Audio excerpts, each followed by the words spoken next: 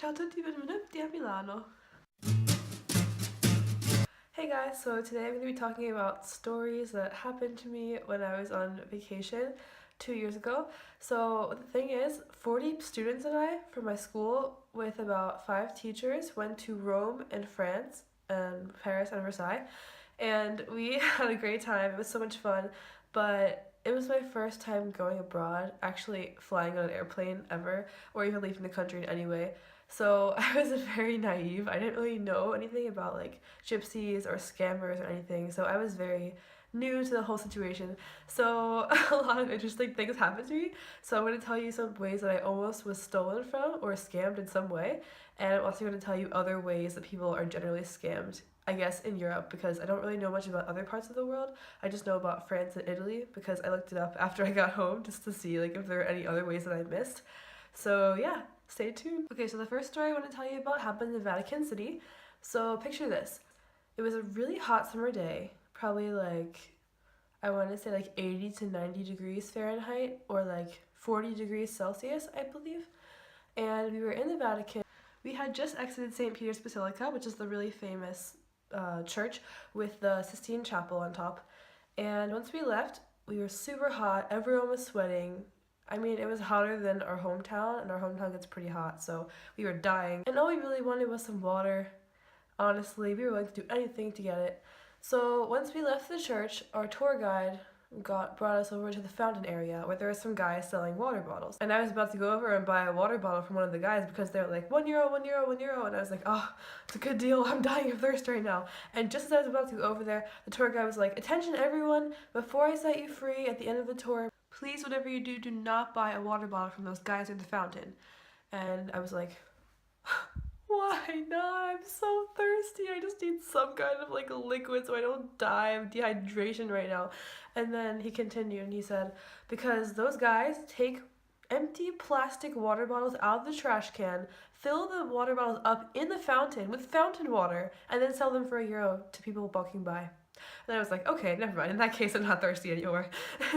And then later that day, when some of my friends and I went around shopping and we went around to eat lunch, then we had to meet by a meeting spot for all 40 students just to make sure we didn't get lost. So on our way over, it was 2 other girls and I, and we were walking past an alleyway. And in the alleyway, I saw a bunch of little kids playing soccer, and it was the cutest thing ever. Like, just they're so happy and joyful in every way. And with those little kids was an older, about like 25, 30-ish year old African man. And I knew because he looked African and because he had an African accent, and he told us he was African. So he walked over to us and he was like, hey, where are you from? I'm from Kenya. And I said, oh, I'm from America. He's like, oh, America, Hakuna Matata. And I was like, oh, you actually say that? He's like, yeah. And I was like, cool. And then he was like, ah, White Africa, White Africa. And I was like, oh, like you mean South Africa? And he's like, what? And I was like, never mind. And he was like, oh, wonderful, America, we love you, we love America. And I was like, okay, cool. And then he was like, here, have this bracelet. And actually, I didn't bring the bracelet to Italy with me, but it looked just like this one, but it was colored. It had like yellow, green, red, and black on it. And he was like, here, have this bracelet. He like put it onto my arm. And I was like, oh, thank you. Like, are you selling them? He's like, no, I'm not selling them. It's for you. It's a gift. And I was like, you should sell these though. He's like, no, it's for you, really. We love America. America, good people. Hakuna Matata, White Africa. He just kept repeating those 2 phrases over and over again. And I was like, okay, thank you. That's so nice of you. Like, why are you doing this? He's like, we love you. It's just, welcome to Italy. Wonderful, welcome. And I was like, okay, thank you. We have to go now. So I'll see you. Nice to meet you. And he was like, no, don't go yet. And I was like, why not? And he's like, because I have this for you, another gift. And I was like, what is it? And he's like, here. He like pulls out 3 wooden figurines from his bag. Like, they looked hand carved, I don't know really, but they were like an elephant, an owl, and I want to say like a turtle. And he gave one to each of us. It was about this big, like compared to my face, like this big, I guess, I don't know. And he was like, here, have it, it's for you. We love America. Hakuna Matata White Africa. Yes, thank you very much. And I was like, okay, I mean, really, you don't have to do this. This is very nice of you, very generous. I don't think that we should take this. He's like, no, seriously, have it, it's for you. And I was like, okay, thank you. We really have to get going, so I'll take care. Nice to meet you. He's like, no, wait. And I was like, what does he want to give us now? And then he was like, I need to eat. And I was like, of course, he's gonna ask for money now. He's like, I need to eat, please. I need to eat. And I was like pretending that I couldn't understand him, even though I could clearly understand him.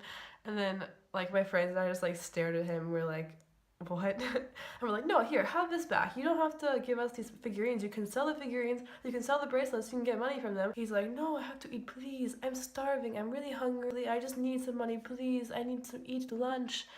And so he wasn't budging at all. So I was not going to give him money, and my friends didn't want to either. But one of my friends pulled out a 2 euro coin from her purse. But while she was looking into her purse, the guy saw that she had like a 20 euro bill. And she's like, here, have these 2 euros. And he's like, how about the 20? And she's like, no, sorry. And so we started leaving. He's like, here, give me those back. So he snatched back all the wooden figurines, and I was super scared. I was like, he's gonna beat us up or like murder us or something. I don't know what I'm doing. We kind of somehow got away with the bracelet, even though I didn't want the bracelet because it was super scary and it reminded me of that story. Anyways, we were all a little bit shaken up, and on the way back to the meeting place, which we finally made it to, we met the other 40 students, and on the way to the bus from the meeting place, all three of us were kind of like scared about what had happened. We didn't really want to talk about it, so we kind of just walked along silently next to each other. And behind me, there were these 3 guys, and I heard them saying, yeah, he just kept saying Hakuna Matata, White Africa. At the same time, all 3 of us whipped around, and we were like, he got you too? And they're like, yeah, we each gave him 5 euros, so he got 15 euro total. And then we all started cracking up. Like, I love how that guy literally got 2 groups of us, probably. There were maybe more of them, but we just didn't ask anyone else. But it was just so funny, like, literally, it really took the pressure off of the whole situation. But if anyone ever tries to give you a bracelet, deny it whatsoever. Because actually, in Milan, at the Piazza del Duomo, I'm so glad I had this experience in Rome, because in Duomo, they also have, like, these, not beaded bracelets, but, like, string bracelets with designs. And I guess they're called, like, woven bracelets. So these African men, I'm pretty sure they're also from Kenya because they have the same accent as the guy who gave us the other bracelet, but they all like throw bracelets at you like, oh, you need this, and I'm like, I don't need that, I'm sorry. I mean, I already have the one from the guy in Rome, I don't need any more of them. So yeah, I'm very prepared for that. So please never take a bracelet from a passerby who just offers it to you for free, because it's definitely not free. Nothing in these big cities is free. Pro tip. Then, after our trip to Rome / Vatican City / some other Italian cities in the south, we transitioned on to Paris. So in Paris, I was very afraid because I heard that there were also a lot of pickpockets there. So I stayed very on guard the entire time. I never let anyone steal my bag or even look at my bag. The one way that I was almost scammed was actually very subtle and very creative. So I'm the kind of person who likes to explore new things, so when something new is presented to me, I kind of am open-minded about it. However, little did I know, this curiosity was actually translated directly into naivete in these big cities in Europe that I was not used to. So, when I was walking in the street with some of my friends, I saw some people on the side of the road, and they were asking people to sign a petition. And I was like, oh, I know that France is a very interesting country. So in their history, they had a lot of revolutions.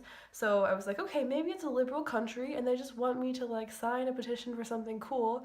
And then it would be cool to say, oh, I signed a petition in France when I was visiting and then the law was passed. I don't know, I thought it would be kind of fun. So I was about to listen to what they were saying, but thank God I didn't speak French, so I couldn't even understand what the person was saying. And just as I was about to stop to listen to what the person was saying, my friend was like, no, Carly, you're not signing a petition, let's go. And I was like, you have to give him a chance. No, come on, let's go. So I totally did not have the opportunity to actually look at the petition or even sign it. So when I returned to the States, I looked up, this is kind of random, but I looked up ways pickpockets steal from you, and actually one of the ways is petition. So how it works is you go sign a petition, and usually you're alone when you do it, so while you sign it you're distracted and someone steals from your bag or your pockets while you're signing it. It's so creepy, and honestly, I'm so grateful to my friend for not letting me sign it. I don't think she even knew about the whole scam thing, but she just didn't want me to sign it, so thank God. Really, I could have lost everything. One other additional way I found scammers kind of try to steal from you in Paris. This didn't happen to me, but I actually found out about it while looking up other ways people scam you just because I was curious about it. So, what they do is people drop a golden ring on the ground and wait for someone to walk by. So, for example, say I'm walking by the bridge that goes over the river in Paris, and someone would be like, "Oh, wait, you lost this golden ring." And I'd be like, "That's not mine." And they'll be like, "No, it's yours. Seriously, I saw you." And you'll be like, "It's not mine." And they'll be like, "Here, well, at least give it to someone you know." I mean, I'm sure someone would want to have it. And then I guess some people would say, "Oh, okay, thank you." But like, I don't know, some people wouldn't want to. So if you did want the ring, you'd take it, and they'd be like, "Wait, I gave this ring to you. I found it. Like, I deserve something. You owe me. You owe me some euros." So you have to pay them. And if you don't pay them, then they'll just keep like bugging you and like screaming at you in French to embarrass you in public to the point at which you have to give them something. And then there's also the other scenario when you don't want to take the ring, but they still beg you to take it anyway, and then they like nag you until you accept it, and then they ask you for money. So basically, anytime you get something for free in a big city, don't take it because it's probably not actually free, and you might end up losing more than you would have if you hadn't actually accepted it for free. So yeah, try to take that in for a moment. Anyways, that's all I have for you today. I mean, please let me know if you've had any experience like this because I'm very curious to know. I love hearing stories about this. I think it's a great way to spread awareness of these kinds of things, and you can really help others by sharing your stories. So please say below if you've had any experience like this, and we can have a discussion about it. And if you have any other ways people kind of steal from you or scam you, let me know. Also curious about that. So thanks so much for watching. Love you guys. Have a great week and see you next Monday. Mwah!